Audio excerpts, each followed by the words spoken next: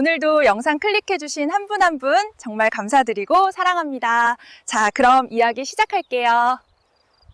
대한민국의 기술과 인프라는 세계 수준입니다. 밤이 한 번 꺼지면 작전이 멈추는 땅. 낡은 변압기와 디젤 소음 사이 한 팀이 멈추지 않는 기지라는 답을 들고 나타납니다. 설계부터 운영까지 전력과 연료, 방어와 통신이 하나의 신경망처럼 연결되는 구상. 비용보다 중요한 건 단 한 번의 정전도 허용하지 않는 완벽함입니다.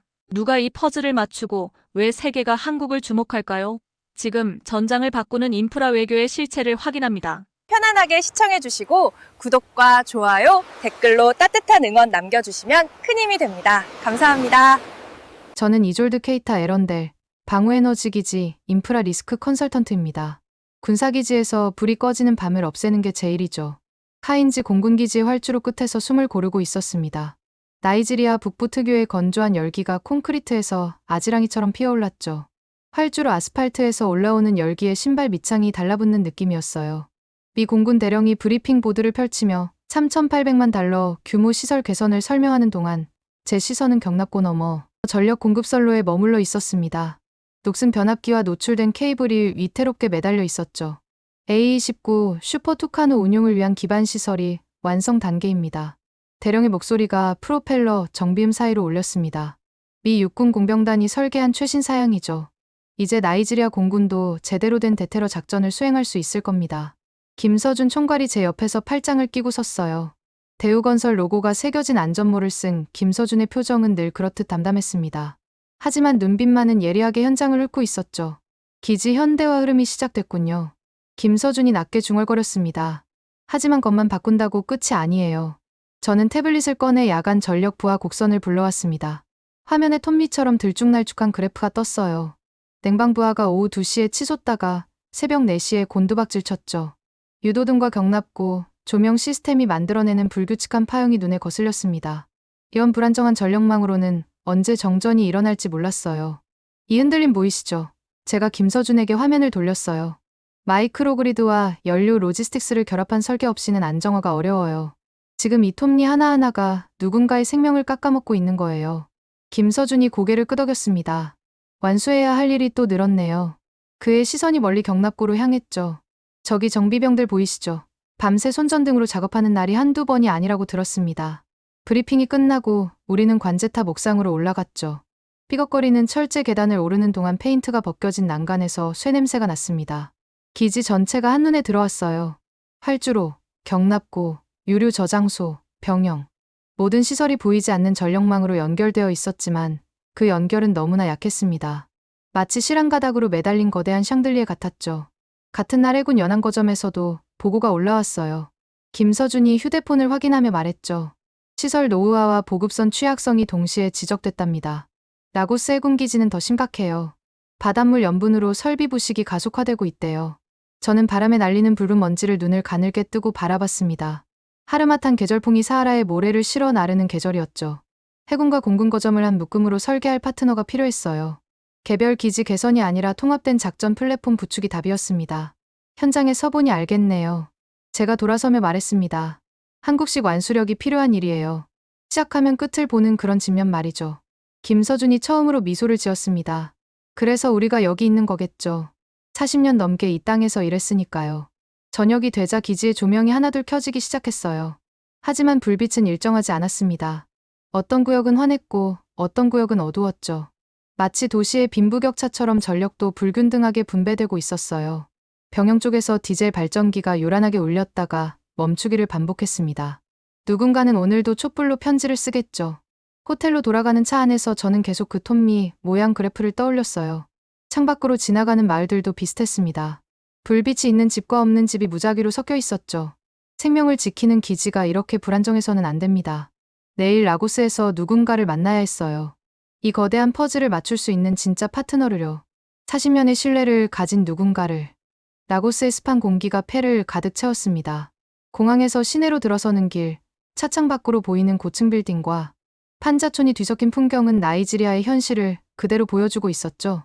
빅토리아 아일랜드의 한 호텔 라운지에서 저는 약속 시간보다 일찍 도착해 기다리고 있었어요. 이졸드 컨설턴트님? 중년의 나이지리아 남성이 다가왔습니다. 저는 엠마누엘 오콩크보, 국방부 조달 파트너십 담당입니다. 악수를 나누고 자리에 앉자 엠마누엘이 서류 가방에서 브로슈어 한 장을 꺼냈어요. 표지가 낡아 모서리가 헤어진 그 브로슈어에는 익숙한 로고가 있었습니다.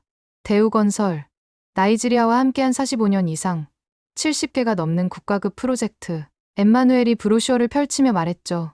이 회사를 모르는 나이지리아 정부 관계자는 없을 겁니다. 저는 흥미로웠어요. 브로슈어에 적힌 숫자들이 눈에 들어왔습니다. 나이지리아 정부와 40년 이상 협력, 약 100억 달러 규모, 71개 프로젝트. 이건 단순한 실적이 아니었죠. 한 나라에서 40년을 버틴다는 건 정치적 격변과 경제 위기를 모두 견뎌냈다는 의미였으니까요. 1978년 카두나 정유소부터 시작했다고 들었습니다. 엠마누엘이 커피를 한 모금 마시며 말을 이었어요. 그때 한국인들이 보여준 것을 우리는 아직도 기억하고 있어요. 폭우로 공사장이 물에 잠겼을 때 한국 엔지니어들이 직접 물을 퍼내며 일했죠. 그게 신뢰의 시작이었습니다. 김서준이 테이블에 태블릿을 올려놓았습니다. 이번 프로젝트는 단순 시공이 아닙니다. 화면에는 통합기지 설계 개념도가 떴어요. 설계부터 시공, 그리고 운영까지 전 과정을 관리하는 고난도 패키지죠. 이걸 우리는 DBOT, 설계 시공 운영 일괄 방식이라고 부릅니다. 제가 설명을 더했어요. 쉽게 말하면 집을 지어주고 끝이 아니라 설계도 그리고 지은 다음 관리까지 해준다는 거예요. 마치 아파트 건설회사가 관리사무소까지 운영하는 것처럼요. 특히 군사시설은 운영 단계가 더 중요합니다. 전력이 끊기면 레이더가 멈추고 레이더가 멈추면 방공망에 구멍이 생기니까요. 엠마누엘이 고개를 끄덕였습니다. 우리가 찾던 게 바로 그겁니다. 실행력이요. 숫자로 증명된 실행력. 대우는 이미 NLNG 트레인 7 프로젝트에서 그 능력을 보여주고 있죠. 김서준이 다른 자료를 보여줬어요. 복잡한 열교환 시스템을 다루는 액화천연가스 플랜트 건설이 80% 진행됐습니다. 여기서 잠시 설명이 필요할 것 같네요. NLNG는 천연가스를 영하 162도로 냉각해 액체로 만든 것입니다. 부피가 600분의 1로 줄어들어 수송이 쉬워지죠. 이걸 만드는 시설이 얼마나 복잡한지 상상해보세요. 극저온 기술과 고압 배관, 안전 시스템이 완벽하게 맞물려야 합니다. 이런 시설을 짓는다는 건 그만큼 기술력이 검증됐다는 뜻이에요. 군사시설도 마찬가지입니다. 제가 펜으로 도면을 가리키며 말했어요. 방호벽, 통신망, 전력망, 연료 공급선이 하나로 연결되어야 해요. 어느 하나라도 빠지면 전체가 무너집니다. 엠마누엘이 서류를 다시 정리하며 물었습니다. 한국 회사들은 왜 그렇게 끝까지 완수하려고 하죠? 김서준이 잠시 생각하더니 답했어요. 한국전쟁 이후 폐허에서 시작했기 때문입니다. 실패하면 다시 시작할 여력이 없었어요.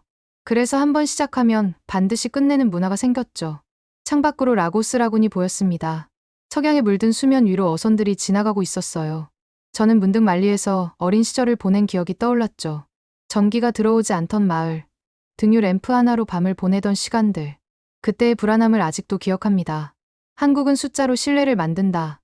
제가 일어서며 말했어요. 그래서 협상이 빨라지는 거죠. 40년의 기록이 모든 걸 말해주니까요. 엠마누엘이 악수를 청했습니다. 내일 국방부 기술평가팀을 만나실 겁니다. 도면을 준비해 오세요. 호텔방으로 돌아온 저는 노트북을 열었어요.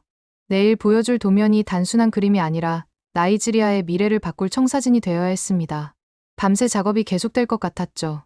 국방부 회의실의 에어컨이 윙윙거렸지만 열기는 가시지 않았습니다. 테이블 위에 펼쳐진 도면들을 둘러싼 군복 차림의 장교들과 정장 차림의 관료들이 숨죽이고 있었죠. 저는 레이저 포인터를 들고 천천히 설명을 시작했어요. 이것은 단순한 기지 개보수가 아닙니다. 제가 첫 번째 도면을 가리켰습니다. 군사시설 특화 설계, 방호, 통신, 에너지를 하나로 통합하는 겁니다. 기지 단위가 아니라 작전 권역 단위로요. 아이샤 발로군 중령이 팔짱을 끼고 앞으로 몸을 기울였어요.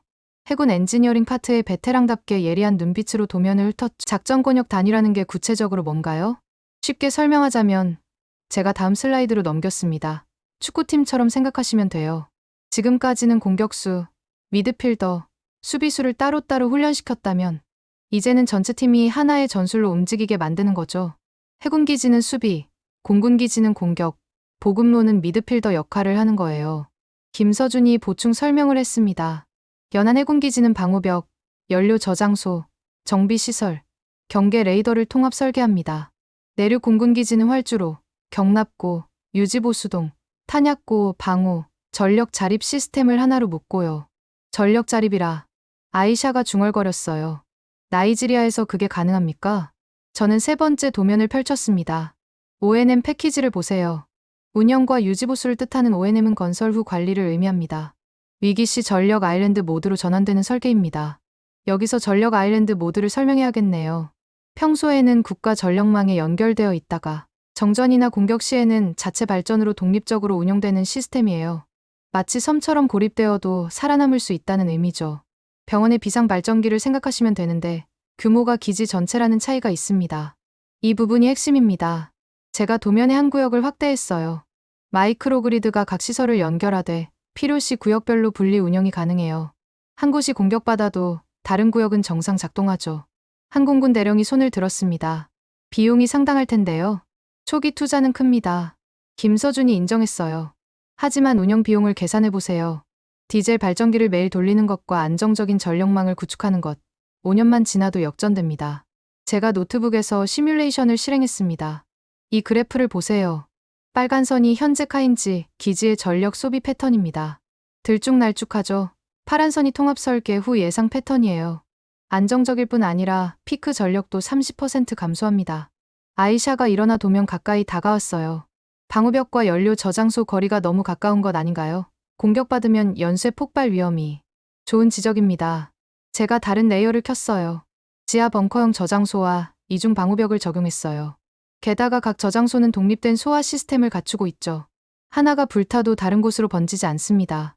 바게린이 기술 사양서를 꺼냈습니다. 전력 시스템은 N+1 설계를 적용했습니다. N+1이란 필요한 장비 개수보다 하나를 더 설치하는 거예요. 예를 들어 발전기가 3대 필요하면 4대를 설치해서 한 대가 고장 나도 정상 운영이 가능하게 만드는 거죠. K건설은 설계에서 마지막 키 인계까지 책임집니다. 김서준이 마무리했어요. 한국에서는 턴키 방식이라고 부르죠. 열쇠를 돌리면 바로 작동한다는 의미입니다. 회의실이 조용해졌습니다. 장교들과 관료들이 서로 눈빛을 교환했어요. 드디어 아이샤가 입을 열었습니다. 이건 단순한 건설이 아니네요.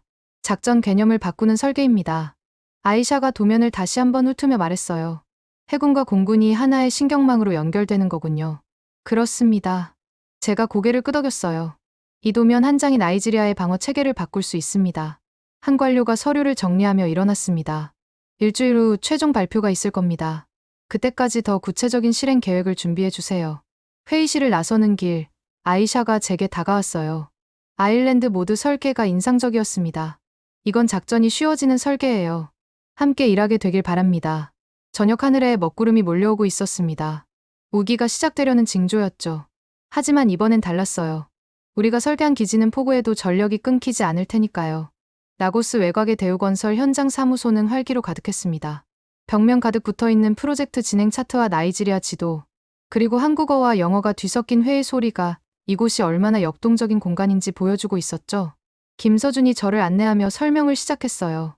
우리의 진짜 강점은 여기 있습니다. 김서준이 창밖을 가리켰어요. 컨테이너 사무실 너머로 거대한 정유 시설이 보였죠. 포트하커트와 라고스 기반의 현지 네트워크예요. 정유, LNG, 비료, 발전소 건설을 하면서 다져진 공급망과 인력풀이 있습니다. 툰데 아데바요가 사무실로 들어왔어요. 현지 시공과 조달을 책임지는 컨소시엄 대표였죠. 땀에 젖은 작업복 차림이 그가 현장형 인물임을 말해주고 있었습니다. 이졸드 컨설턴트님, 반갑습니다. 툰데의 악수는 거칠지만 따뜻했어요. NLNG 트레인 7 현장을 보여드리고 싶네요. 대형 열교환기 설치를 막 끝냈거든요. 우리는 안전모를 쓰고 현장으로 향했습니다. 거대한 은색 탱크들과 복잡하게 얽힌 파이프라인이 마치 미래 도시 같았어요. 용접 불꽃이 여기저기서 튀고 있었고 크레인이 쉴 새 없이 움직였죠. 공정률 80%입니다.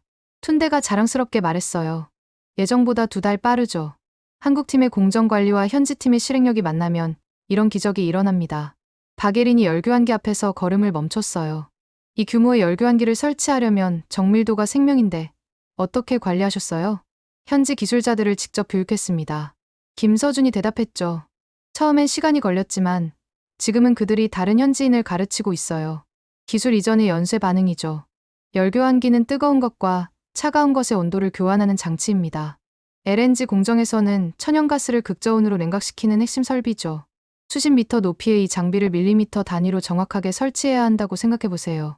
그만큼 기술력이 필요한 작업입니다. 군사기지 프로젝트도 같은 방식으로 접근할 겁니다. 툰데가 말했어요. 현지와 동반 성장하는 모델이죠. 일회성 공사가 아니라 산업 생태계를 남기는 겁니다. 저는 현장을 둘러보며 느꼈습니다. 이곳의 나이지리아 노동자들 표정이 달랐어요. 단순 일용직이 아니라 기술자로서의 자부심이 보였죠. 카두나 정유소 퀵픽스 프로젝트 얘기를 들으셨나요? 김서준이 물었어요. 7억 4,100만 달러 규모의 정유소 재가동 프로젝트였죠. 10년 넘게 멈춰있던 시설을 살려냈습니다. 와리 정유소도 마찬가지고요. 툰데가 덧붙였습니다. 가동률 회복형 프로젝트의 전문가가 됐죠. 망가진 것을 고치는 게 새로 짓는 것보다 어렵거든요. 원인을 찾고 부품을 조달하고 현지 상황에 맞게 개조해야 하니까요. 아이샤 중령이 우리와 합류했습니다. 복합 리스크 지역에서 일정과 품질을 동시에 잡는 능력, 그게 핵심이겠네요. 맞습니다. 제가 대답했어요. 군사기지는 더 복잡해요. 보안 문제, 작전 지속성, 그리고 절대 멈출 수 없다는 조건까지 있으니까요. 박예린이 태블릿으로 시뮬레이션을 보여줬어요. 이걸 보세요. 정유소 전력관리 시스템을 군사기지에 적용한 모델입니다. 각 구역이 독립적으로 작동하면서도 필요시 전력을 융통할 수 있어요. 한국은 공사만 하지 않습니다. 김서준이 강조했어요. 산업 생태계를 남기는 거죠. 우리가 떠나도 그들이 스스로 운영하고 유지보수할 수 있도록요.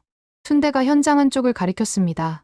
저기 보이는 교육센터에서 매주 100명씩 훈련받고 있어요. 용접, 배관, 전기, 개장. 이들이 나이지리아의 미래 기술자들입니다. 해가 기울어가는 시간, 현장에 교대 사이렌이 울렸습니다. 주간조와 야간조가 교대하는 시간이었죠. 놀라운 건 그 전환이 얼마나 매끄러운지였어요. 마치 잘 훈련된 군대의 교대처럼 일사불란했습니다.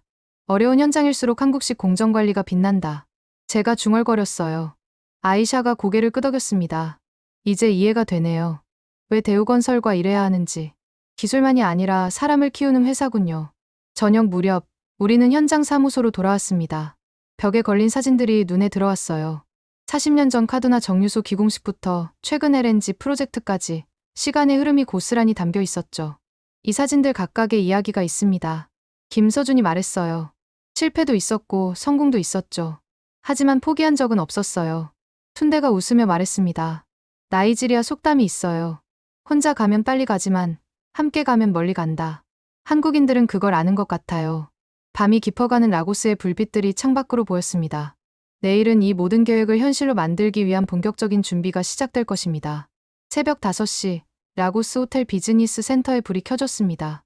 저는 이미 노트북 앞에 앉아 리스크 매트릭스를 검토하고 있었죠.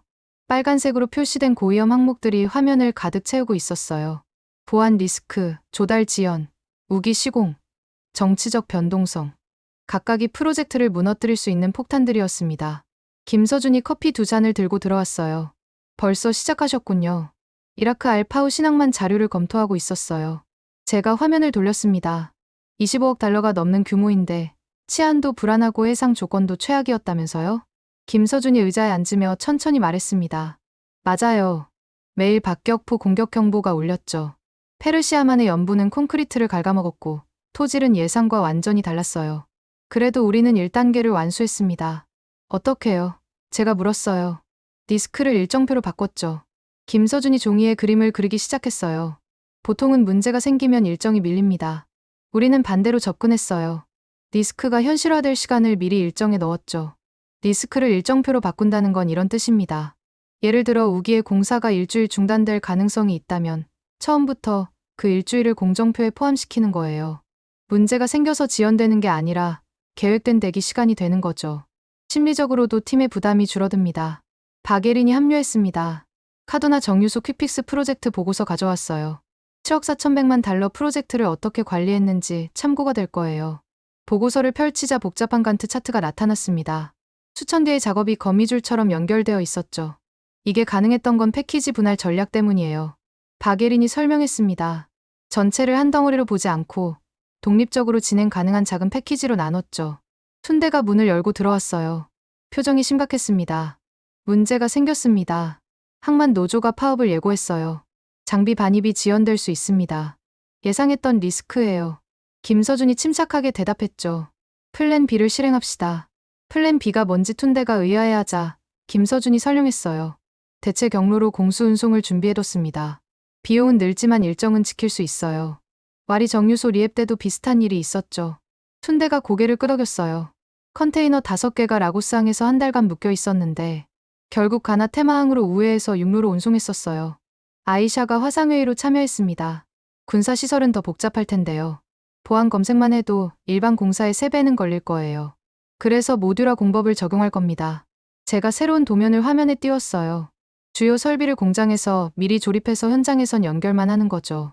레고 블록처럼요. 모듈화 공법은 조선업에서 많이 쓰는 방식입니다. 배를 통째로 만드는 게 아니라 구역별로 따로 만들어서 합치는 거예요. 건설에 적용하면 현장 작업 시간을 획기적으로 줄일 수 있죠. 복합 리스크 지역에서 일정과 품질을 동시에 잡는 역량. 김서준이 화이트보드에 크게 썼어요. 이게 우리의 핵심 경쟁력입니다. 오전 10시 나이지리아 국영석유공사 NNPC 관계자들이 도착했습니다. 군사기지의 연료 공급을 담당할 파트너들이었죠. 대우건설과는 오랜 파트너입니다. NNPC 부사장이 악수를 하며 말했어요. LNG 프로젝트에서 보여준 공정관리는 정말 인상적이었죠. 이번엔 더 도전적입니다. 제가 프레젠테이션을 시작했어요. 군사기지 통합 패키지는 중단이 허용되지 않아요. 연료 공급이 하루라도 끊기면 작전 능력을 잃게 됩니다. 파이프라인 이중화를 제안합니다. 박예린이 설계도를 보여줬어요. 메인 라인과 백업 라인을 다른 경로로 설치하는 거죠. 하나가 공격받아도 다른 하나는 살아있게요.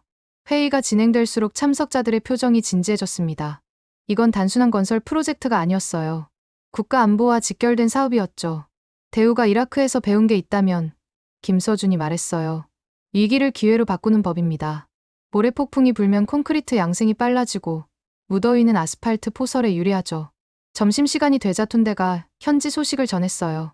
노조와 협상이 타결됐습니다. 우리 프로젝트는 현지 고용 창출 효과가 크다는 점을 강조했더니 협조하기로 했대요. 어려운 현장일수록 한국식 공정관리가 빛난다. 제가 팀을 둘러보며 말했어요. 리스크는 피할 수 없지만 대비할 수는 있으니까요. 저녁 무렵 우리는 첫 번째 실행 계획서를 완성했습니다. 빨간색으로 가득했던 리스크 매트릭스가 노란색과 초록색으로 바뀌어 있었죠. 위험을 제거한 게 아니라 관리 가능한 수준으로 만든 겁니다. 아부자의 미국 대사관 앞은 이른 아침부터 분주했습니다. 저는 김서준, 아이샤와 함께 보안 검색을 통과하고 있었죠. 오늘은 나이지리아 국방 현대화 사업에 대한 다자간 조율 회의가 있는 날이었어요. 미국이 주도하는 안보 협력의 큰 그림 속에서 우리 프로젝트가 어떤 위치를 차지할지 결정되는 중요한 자리였습니다. A-29 슈퍼투카노 기반시설 현대화가 완료 단계입니다. 미 국방부 담당관이 브리핑을 시작했어요. 나이지리아 공군의 대테러 작전 능력이 획기적으로 향상될 겁니다. 아이샤가 손을 들었습니다. 기반시설은 항공기만큼 중요합니다. 최첨단 전투기도 정비할 경납고와 안정적인 전력 공급 없이는 무용지물이죠. 바로 그 점입니다. 제가 태블릿을 들어보였어요. 카인지 공군기지의 현대화는 시작에 불과해요. 해군과 공군 시설을 통합적으로 업그레이드해야 진정한 작전 능력을 갖출 수 있습니다. 미국 측 엔지니어가 관심을 보였습니다. 한국 기업이 참여한다고 들었는데 구체적인 계획이 있습니까? 김서준이 프레젠테이션을 시작했어요. 대우건설은 나이지리아와 40년 이상 파트너십을 유지해왔습니다. 정유, LNG, 발전소 건설 경험을 군사 인프라에 적용할 계획입니다. 회의실 분위기가 미묘하게 바뀌었어요. 미국 기업들도 이 사업에 관심이 있다는 걸 모두가 알고 있었죠. 하지만 김서준은 담담하게 이어갔습니다. 특히 연료와 전력망 연계형 기지 설계에서 우리는 독보적입니다. NNPCL과의 오랜 협력 관계 덕분에 안정적인 에너지 공급이 보장되죠. 나이지리아 국방부 차관이 끼어들었어요. 미국의 안보 지원과 한국의 건설 기술이 결합된다면 시너지가 클 것 같군요. 그 순간 저는 이것이 단순한 경쟁이 아님을 깨달았습니다. 각국이 자신의 강점을 가지고 협력하는 구조였죠. 미국은 무기 체계화 훈련을, 한국은 건설과 운영을, 나이지리아는 현지 네트워크와 자원을 제공하는 삼각협력 체제였어요. 점심 휴식 시간, 복도에서 미국 대사관 관계자와 마주쳤습니다. 한국 기업들의 실행력은 인정합니다. 그가 커피를 마시며 말했어요. 이라크와 아프가니스탄에서도 증명됐죠. 오후 세션에서는 더 구체적인 논의가 이어졌습니다. 군사 인프라 업그레이드의 정책적 연속성이 중요합니다. 아이샤가 강조했어요. 정권이 바뀌어도 프로젝트가 계속되어야 해요. 그래서 단계적 접근이 필요합니다. 제가 도표를 보여줬죠. 1단계는 긴급 보수와 전력 안정화, 2단계는 통합 시스템 구축, 3단계는 운영 최적화. 각 단계마다 가시적 성과를 만들어야 정치적 지지가 유지됩니다. 툰데가 현지 상황을 설명했어요. 나이지리아 상반기 예산 집행이 시작됐습니다. 국방부와 해군, 공군, 당국 모두 이 프로젝트를 최우선 과제로 분류했어요. 발주처가 명확하다는 건 좋은 신호입니다. 김서준이 메모를 하며 말했죠. 해군과 공군 기지뿐 아니라 병영과 항공 지원 인프라까지 통합 패키지로 진행 가능하겠네요. 회의가 끝날 무렵 미국 측이 중요한 정보를 공유했습니다. 다음 달 나이지리아 대통령의 워싱턴 방문이 예정되어 있습니다. 국방 현대화가 주요 의제가 될 겁니다. 그때까지 구체적인 실행 계획을 준비하겠습니다. 김서준이 약속했어요. 저녁 아부자의 한 레스토랑에서 팀 회의를 했습니다. 오늘 확실해진 게 있어요. 제가 말했죠. 이 프로젝트는 기술 외교의 산물이에요. 한국의 건설 기술이 미국의 안보 전략과 만나는 지점이죠. 박예린이 노트북을 펼쳤어요. 상반기 수주 파이프라인으로 관리 중이라는데 구체적인 일정을 짜야겠어요.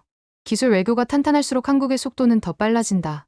아이샤가 웃으며 말했어요. 이제 정치적 지원도 확보됐으니 실행만 남았네요. 밤늦게 호텔로 돌아오는 길, 아부자의 야경이 차창 밖으로 흘러갔습니다. 불빛이 켜진 건물들 사이사이에 어두운 구역들이 보였어요. 마치 이 나라의 현실을 보여주는 것 같았죠. 우리가 만들 미래는 이 어둠을 밝히는 일이 될 것입니다. 김서준이 조용히 말했어요. 이제 시작이에요. 외교가 문을 열었으니 우리 기술로 완성해야죠. 다음 날 아침 일찍 박예린으로부터 메시지가 왔습니다. 파이낸싱 구조 검토 완료. 정부 예산, 개발금융, 수출금융을 혼합하면 자금 조달 가능합니다. 모든 조각이 맞춰지고 있었어요. 이제 남은 건 실행뿐이었죠. 라고스 빅토리아 아일랜드의 회의실은 긴장감으로 가득했습니다.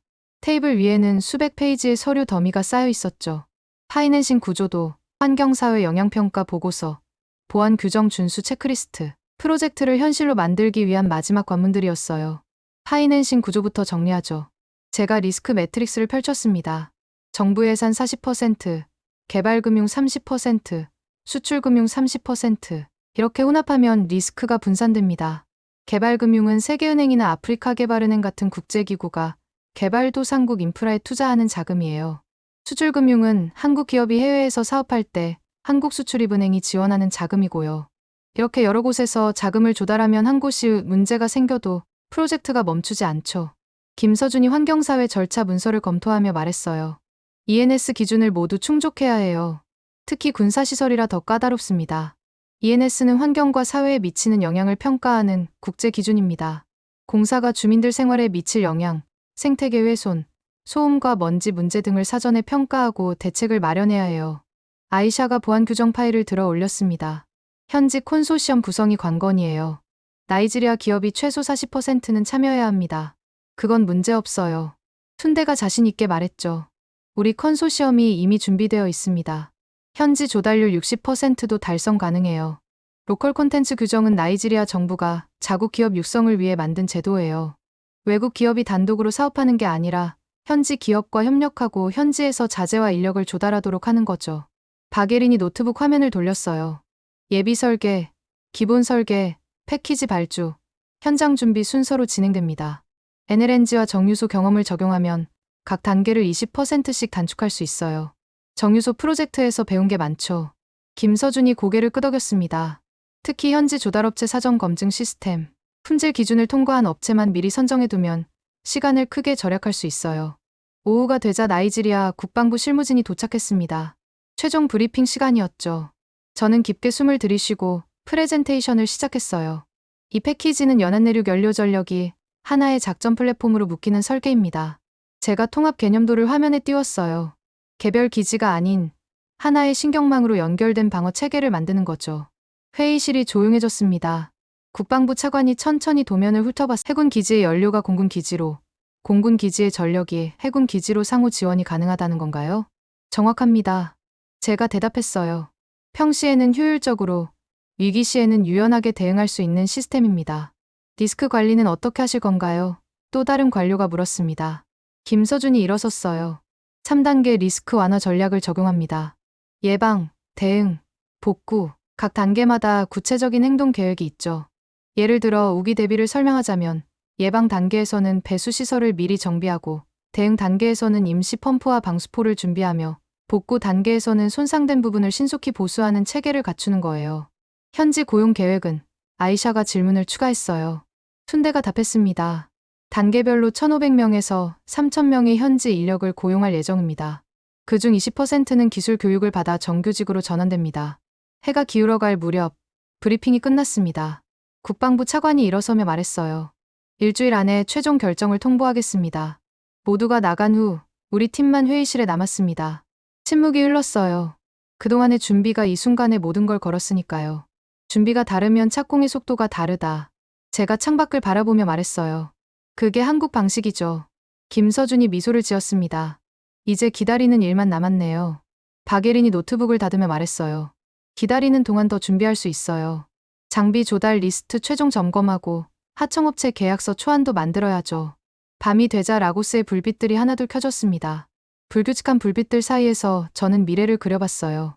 우리가 만들 기지에는 항상 불이 켜져 있을 거라고. 다음 날 아침 휴대폰이 울렸습니다. 아이샤였어요. 좋은 소식이에요. 대통령실에서 직접 관심을 표명했대요. 프로젝트 승인이 빨라질 것 같아요. 문턱을 넘는 순간이 다가오고 있었습니다. 프로젝트 승인 통보를 받은 지 한 달이 지났습니다. 라고스 외곽의 임시 현장 사무소는 전쟁터를 방불케 했어요. 벽면 가득 붙은 공정표와 지도, 각종 도면들 사이로 엔지니어들이 분주히 움직이고 있었죠.